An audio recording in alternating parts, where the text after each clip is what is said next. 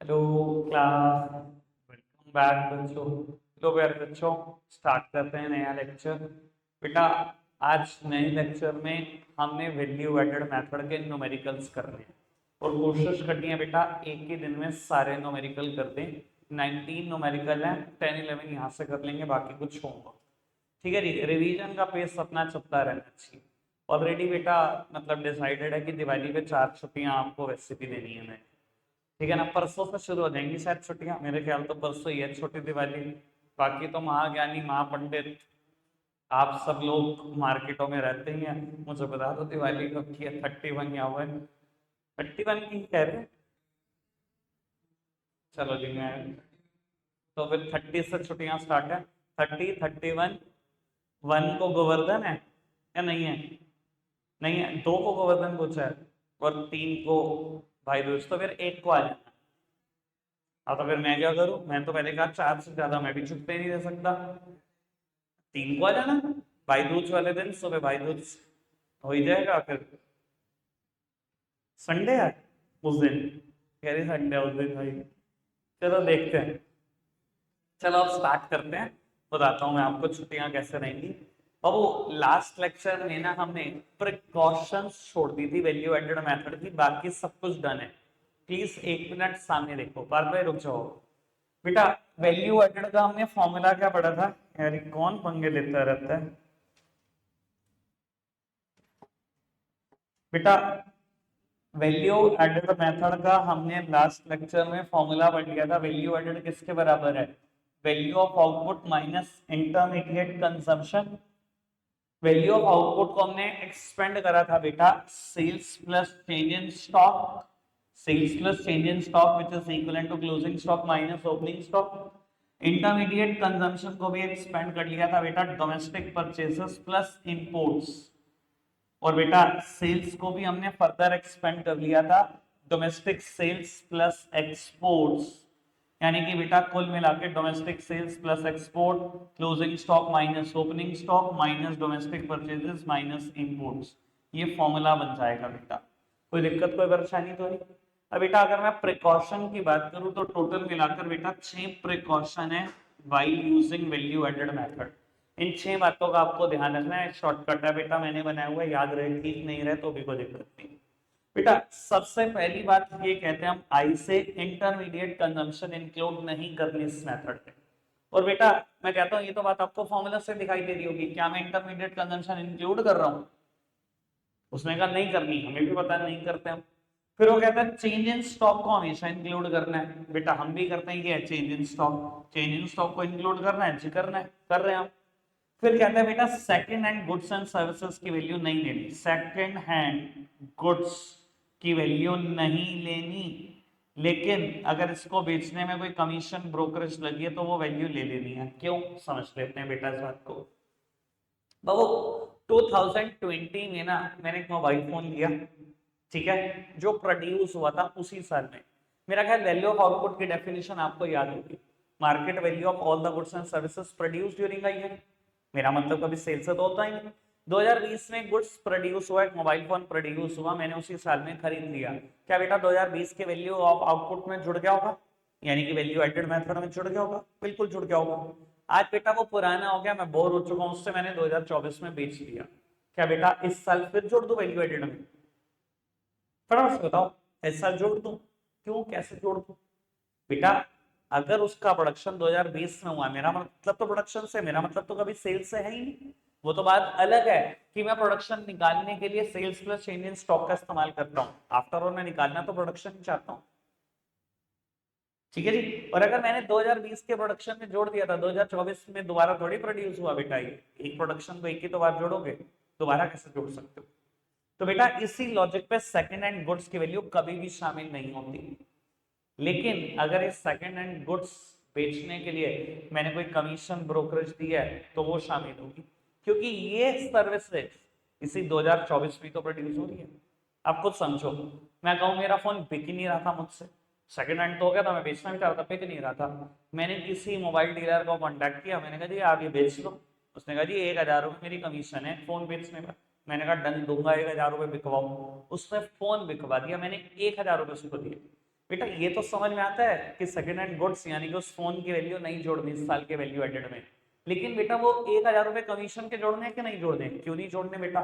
ये सर्विस तो बेटा फर्स्ट हैंड ही है, ये सर्विस तो ब्रांड न्यू हुई है, ये कोई सेकेंड हैंड सर्विस थोड़ी है। ये सर्विस तो इसी साल प्रोड्यूस हुई है 2024 में। तो ऑन दैट लॉजिक बेटा कमीशन ब्रोकरेज की वैल्यू जोड़नी है। बताओ जी कोई दिक्कत कोई परेशानी तो नहीं है? आगे बढ़ जाए बेटा। देन अभी इलॉजिकल बात आने जा रही है, ठीक है जी, आराम से समझना बेटा। देन वो कहता है production of goods for self consumption जोड़ देना। अगर आपने गुड्स प्रोड्यूस करे हैं for self consumption, value added method में जुड़ेंगे। क्यों जुड़ेंगे मैं समझाता हूँ। लेट्स सपोज कि आपकी एक फैक्ट्री है जिसमें आप एसीज बनाते हो, आपके घर का भी एसी इस साल खराब हो गया, आप एक एसी इस बार अपने घर उठाकर ले गए हो बेटा, it is production of goods for self consumption. ये मैंने गुड्स प्रोड्यूस कर अपने सेल्फ कंजम्पशन के लिए, ये जुड़ना चाहिए कि नहीं जुड़ना चाहिए?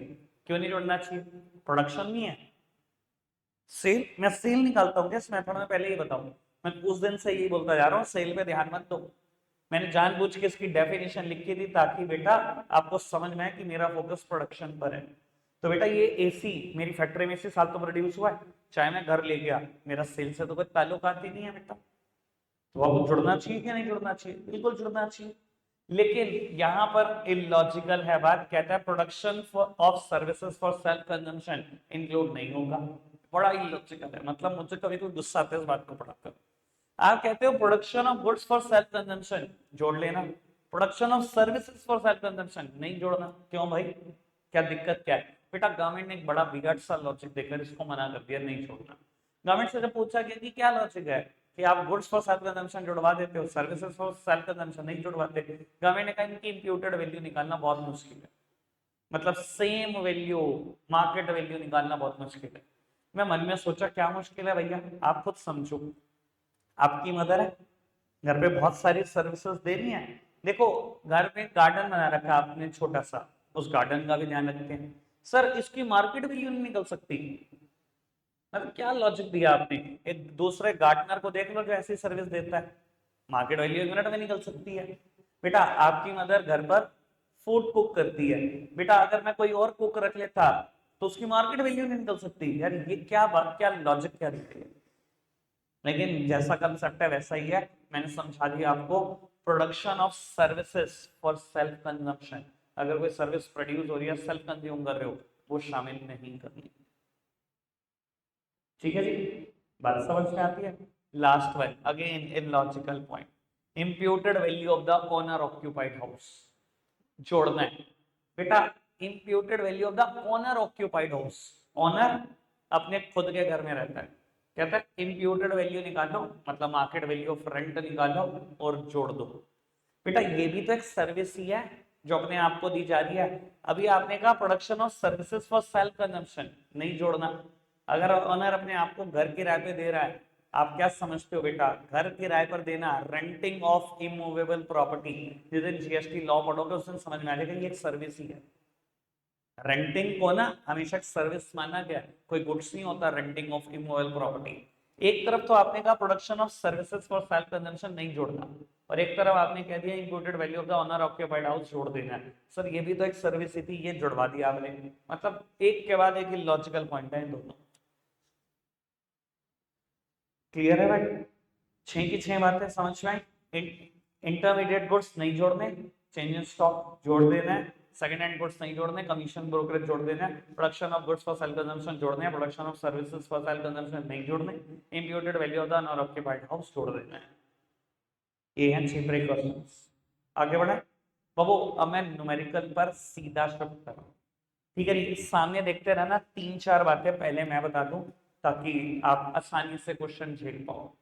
बेटा एक क्वेश्चन में ना मुझे 3 फर्म की डिटेल दी, ठीक है, मान लो उसने कह दिया value of output by firm A इतना इतना अमाउंट, ठीक है जी, या intermediate goods of A this and that amount, value of output firm B का, फर्म बी के इंटरमीडिएट कंजम्पशन, ऐसे ही फर्म सी का, 3 फर्म की डिटेल दी थी। और मुझे कहता है calculate the GDP at MP, मुझे कहता है कैलकुलेट जीडीपी एट एमपी, कैसे निकालूं? बेटा मैंने ना एक बात पढ़ी थी, अगर मैं सारी फर्म के, इंडिया की सारी फर्म के ग्रॉस वैल्यू एडेड का टोटल कर दूं तो वो हमेशा बराबर होगा जीडीपी एट एमपी के। पढ़ी थी बात। तो आप करोगे क्या ऐसे सिचुएशन में, वैल्यू एडेड निकालोगे फर्म ए का अलग, फर्म बी का अलग, फर्म सी का अलग, और बताओगे कि इन सब का वैल्यू एडेड का टोटल जीडीपी एट एमपी होगा। ठीक है जी। आपको ये भी बता देता हूं बेटा कि ये क्वेश्चन अच्छी हरकतें भी करेंगे। ठीक है जी। आपको कभी कहेगा ग्रॉस वैल्यू एडेड निकालो, बेटा अगर उसने कहा ग्रॉस वैल्यू एडेड निकालो, it is always equal to GDP at MP. कभी कभी आपको कहेगा calculate net value added at market price, बेटा नेट वैल्यू एडेड किसके बराबर होता है, नेट, नेट के ही बराबर होता है, ये एनडीबी एट एमपी के बराबर होगा।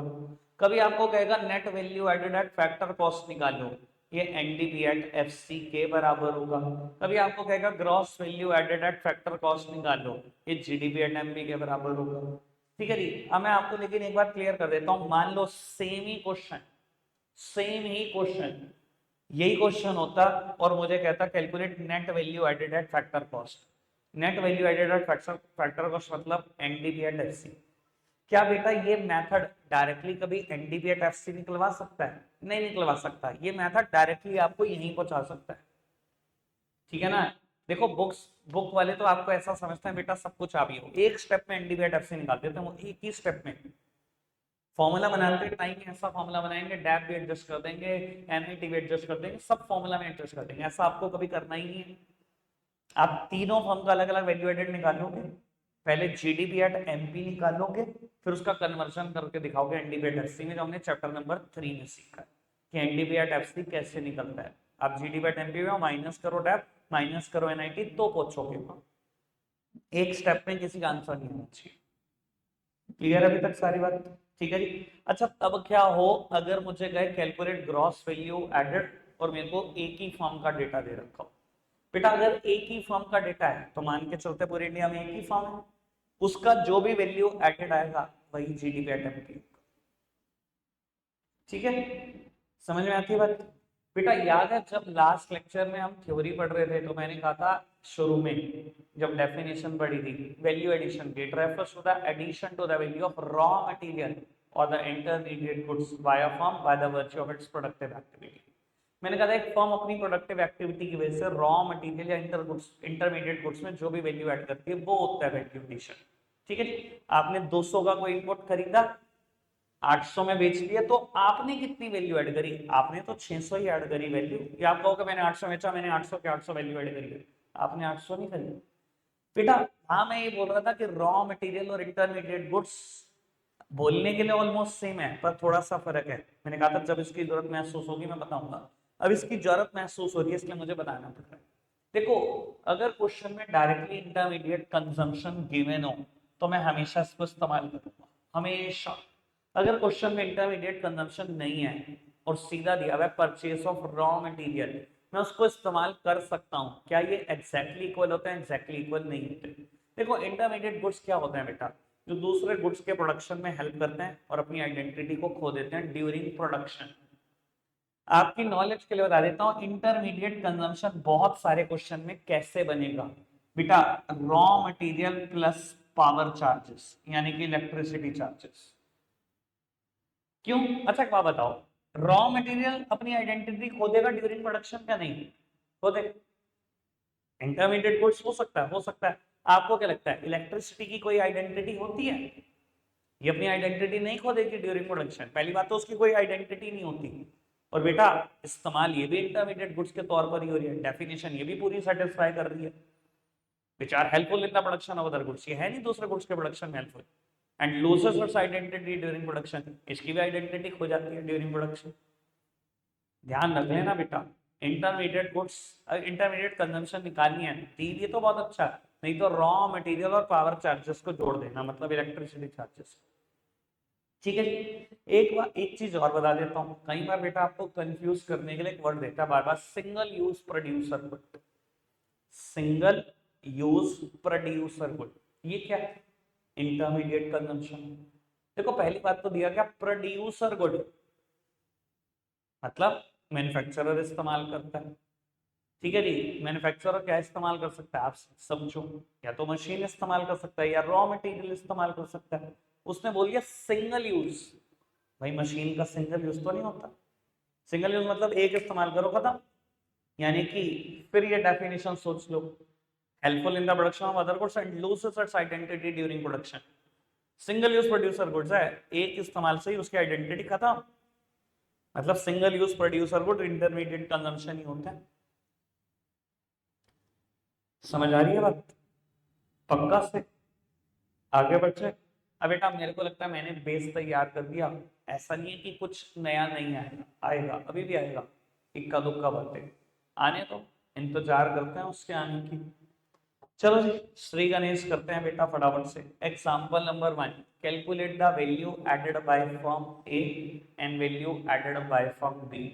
कोशिश करना बेटा आप ज्यादातर न्यूमेरिकल करो, मैं इक्का दुक्का में मदद जरूर करूंगा, बाकी सब मैं आपसे ही चाहता हूँ। बेटा मुझे वैल्यू एडिशन निकालना फॉर्म ए का और फॉर्म बी का। पढ़ते हैं डेटा। तुम तो मुझे पता है एक डेटा पढ़ोगे लिखना शुरू कर दोगे, तुम्हारे पे पूरा विश्वास है मुझे। चलो जी बेटा, डोमेस्टिक सेल्स दी हुई है फॉर्म ए की 4000, एक्सपोर्ट दी हुई है फॉर्म ए के 1000, परचेज दी हुई है फॉर्म ए की 200। ऐसे सेल्स दी हुई है फॉर्म बी की, परचेसेस दी हुई है फॉर्म बी की। मेरी तरफ देखना चाहिए, मैं वैल्यू एडिशन निकालने जा रहा हूँ फॉर्म ए और बी का। वैल्यू एडिशन बाय फॉर्म ए, सबसे पहले formula value of output minus intermediate consumption, आप पूरा ही लिखेंगे, मैं इधर नहीं लिखेंगे, पूरा लिखेंगे। और बेटा फिर लिखेंगे डोमेस्टिक सेल्स, या अगर पहले ये लिखना हो तो ये भी लिख सकते हैं, sales plus change in stock minus intermediate consumption. और सेल्स को बेटा डोमेस्टिक सेल्स प्लस एक्सपोर्ट्स। देखो क्या आपको हर क्वेश्चन में फॉर्मूला को एक्सपेंड करना है? बेटा हर क्वेश्चन में नहीं करना है, जैसा डेटा वैसी एक्सपेंशन। इस क्वेश्चन में ना बेटा मुझे ए के लिए डोमेस्टिक सेल्स और एक्सपोर्ट पता है, तभी मैंने ऐसा एक्सपेंशन किया। मुझे अगर आपने सीधा वैल्यू ऑफ आउटपुट दे रखा होता है ना, मैं कभी ये दोनों लाइनें लिखता ही ना। देखो हर क्वेश्चन में ना करना एक्सपेंशन, इतने वेले नहीं हो कि फॉर्मूले लिखते रहोगे 3-3 4-4 लाइन के, ये काम नहीं है हमारा। डोमेस्टिक सेल्स कितनी है बेटा? Domestic sales 4000, export 1000। बेटा domestic sales 4000, export 1000, change in stock पता नहीं, जीरो, इंटरमीडिएट कंजम्पशन क्वेश्चन में बोला परचेसेस बाय फॉर्म ए, यही होंगे इंटरमीडिएट कंजम्पशन, और कुछ है ही नहीं बेटा। यानी कि बेटा घूम फिर के मेरा आंसर कितना आ गया? 4800 करोड़। आप ये लिखना भूलना जाओ, क्योंकि मैं अक्सर भूल जाता हूँ, तो मैं हमेशा पेपर में एक ही काम करता था बेटा, फिगर्स इन करोड़ पहले ही लिख देता था मैं, फिगर्स इन करोड़, बस मेरी जिम्मेदारी खत्म। उसके बाद मैं कभी भी करोड़ नहीं लिखता था, बस खत्म कहानी, सारी फिगर करोड़। ठीक है जी, अब आप देख लो जैसा भी आप कर। अब value added by form B, देखो फॉर्म बी का डेटा कितना सा गिवन है, सेल्स और परचेस। अब मैं क्या करूंगा बेटा, फॉर्मूला पहले वही, value of output minus intermediate consumption, sales plus change in stock minus intermediate consumption. मेरे पास सेल्स है, मेरे पास इंटरमीडिएट कंजम्पशन है, change in stock assume to be zero. कितनी है सेल्स और परचेस? 2940 और 1300, 1640, मेरी कहानी खत्म। ठीक है जी बेटा, एग्जाम्पल 2 एक बार आप कर रहे हो तो मैं कोई हिंट नहीं दे रहा हूं, सोचना समझना सब आपने। ठीक है जी, मैं 3 मिनट के लिए स्क्रीन सेट रहा हूं।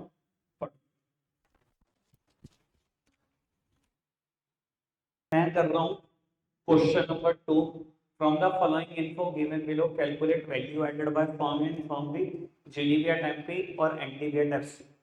सर इसी सीक्वेंस में भी निकलेगा, पहले इनका वैल्यू एडेड ही निकलेगा, इन दोनों के वैल्यू एडेड को जोड़ूंगा तो जीडीपी एट एमपी, तो कन्वर्जन करूंगा उसका एनडीपी एट एफसी। पढ़ते हैं जी। Sale by firm B to general government, B firm ने जनरल गवर्नमेंट को कितने का सामान बेचा? Sale by firm A, firm A ने कितने का सामान बेचा? Sales by firm B to household, household को बी ने कितना सामान बेचा? Change in stock by firm A, closing stock of firm B, opening stock of firm B, इससे change in stock of firm B भी निकल जाएगा। Purchases by firm है indirect taxes paid by both the firm और consumption of fix capital, ये MP to FC और जी को एन में कन्वर्ट करने के लिए डैप और एनआईटी दे दिया। और sales by firm A to B. अब मेरी एक बात को आराम से सुनना बाबू, यहाँ दिया इसने सेल्स बाय फर्म ए ने कितना सामान बेचा, टोटल 500 करोड़ का। और यहाँ कहता है sales by firm A to B, firm A ने बी को कितना बेचा। भैया जब टोटल सेल्स गिवन है ए की तो इसमें शामिल तो होगा ये। उसने कह दिया ए ने कितने का सामान बेचा, ए ने 500 करोड़ का बेचा, रिद्धि पानी सामने, ए ने कितने का सामान बेचा 500 करोड़ का। कहता है ए ने बी को 200 करोड़ का बेचा। भैया टोटल सेल पता मुझे, मैं क्या करूं, आपने ए को बी को कितना बेचा, मैं तो इसका इस्तेमाल करूंगा, इसका इस्तेमाल कहीं और होगा अगर आप सोच पाए तो बेटा बात बड़ी सीधी सी है, मुझे वैल्यू एडेड निकालना। फर्म ए का फॉर्मूला लगाओ, value of output minus intermediate consumption, और फॉर्मूला लगाओ यहाँ वैल्यू ऑफ आउटपुट का sales plus change in stock minus intermediate consumption. Sales given है 500 करोड़, चेंज इन स्टॉक था फर्म ए का 20 करोड़, और इंटरमीडिएट कंजम्पशन है कहीं ना कहीं परचेजेस दी हुई है फर्म ए की 320 करोड़, 200 करोड़। और value added by firm B, value of output minus intermediate consumption, formula यही sales plus change in stock minus closing minus, change in stock की जगह मैंने क्लोजिंग माइनस ओपनिंग लिख दिया, और इंटरमीडिएट कंजम्पशन। आओ जी सेल्स देखते हैं, इधर देखना। कहता है बी ने गवर्नमेंट को इतना सामान बेचा, बी ने हाउस होल्ड को इतना सामान बेचा। बेटा अगर बी की टोटल सेल्स निकालनी है तो उसने गवर्नमेंट को जितना बेचा, हाउस होल्ड को जितना बेचा, दोनों जोड़ दो 450। यहां तो देखो ए की टोटल गिवन थी और फिर बता दिया ए ने बी को कितना बेचा। भैया टोटल में सब है। और ये लिखने का तरीका देखो, बी ने गवर्नमेंट को 100 का बेचा, बी ने हाउस होल्ड को 350 का बेचा, यानी बी ने टोटल कितना बेचा 450। चेंज इन स्टॉक की बात रही, क्लोजिंग स्टॉक कितना गिवन है बेटा, बी का 40, ओपनिंग 30। और बेटा इंटरमीडिएट कंजम्पशन देखो जी, इंटरमीडिएट कंजम्पशन बेटा बी के इंटरमीडिएट कंजम्पशन को बताएगा कैसे निकलेगी। Last point, sales by A to B, A firm ने बी को कितना बेचा। भाई ये तो सोचो बी ने तो खरीदा, बी की तो ये परचेजेस है, ए ने कितना बेचा वो तो चलो देख ही लिया हमने, ए ने कितना बेचा, ये तो टोटल सेल में शामिल था। अगर ए ने बेचा तो बी ने खरीदा भी तो बी की ये परचेजेस हैं बेटा, इंटरमीडिएट कंजम्पशन के तौर पर इस्तेमाल हो सकती हैं। ठीक है जी, तो ये आ गया बेटा 260 करोड़। अब बाबू मुझे कैलकुलेट करना है gross value added at market price, मतलब जीडीपी एट एमपी किसके बराबर होगा बेटा, सारी फर्म के वैल्यू एडेड के टोटल के। ए फर्म और बी फर्म मेरे पास दो ही फर्म है, मैंने दोनों का टोटल करा, जीडीपी एट एमपी आ गया 460 करोड़। क्वेश्चन ने मेरे को उसके बाद एनडीपी एट एफसी निकालने को कहा, जीडीपी एट एमपी को एनडीपी एट एफसी में कैसे कन्वर्ट कर सकते हैं, माइनस डेप माइनस एनआईटी। ये रहा 460 करोड़। देखो जी डेप कितना है बेटा, dep consumption of fixed capital और एनआईटी 75। ये 120 एनआईटी में ना बेटा आईटी पता है मुझे, सब्सिडी नहीं पता, एसजीओ में 2 भी 0, तो 195 में डिडक्ट कर दूंगा, 265 करोड़ ये था टोटल क्वेश्चन। बढ़िया क्वेश्चन में से मैं कह सकता हूँ, लेवल है इसका ठीक। आगे बढ़ते हैं जी बेटा, नेक्स्ट क्वेश्चन की तरफ मूव ऑन करते हैं। मुझे लगता है अब कुछ क्वेश्चन आसान आएंगे। आगे क्वेश्चन आसान है बेटा, एक फर्म एक्स का डेटा गिवन है, मुझे कहते हैं net value added at market price निकालो। Net value added at market price मतलब ऐसे NDP at MP, NDP at MP निकालना है, डायरेक्टली निकलता है एनडीपी एट एमपी, क्या निकलता है जीडीपी एट एमपी। सिर्फ एक फर्म का डेटा है, इसी का value added GDP at MP के बराबर होगा, फिर कन्वर्जन करना, इनकी तरह नहीं, ये तो खिलाड़ी है। एक ही स्टेप में नेट वैल्यू एडेड और मार्केट प्राइस सारा फॉर्मूला बनाया और निकाल दिया, कभी भी नहीं करना, कभी भी नहीं। पहले क्या निकलेगा, जीडीपी एट एमपी किसके बराबर होगा, value of output minus intermediate consumption, value added के ही बराबर होगा मतलब। ठीक है जी, अब यार ये क्वेश्चन में मेरे से कोई हिंट नहीं लेना, ठीक है, मुझे आंसर चाहिए एनडीपी एट एमपी 40 करोड़ सबका आ जाना चाहिए। ठीक है जी, 1 मिनट का पोज है, जल्दी करो, सिर्फ 1 मिनट।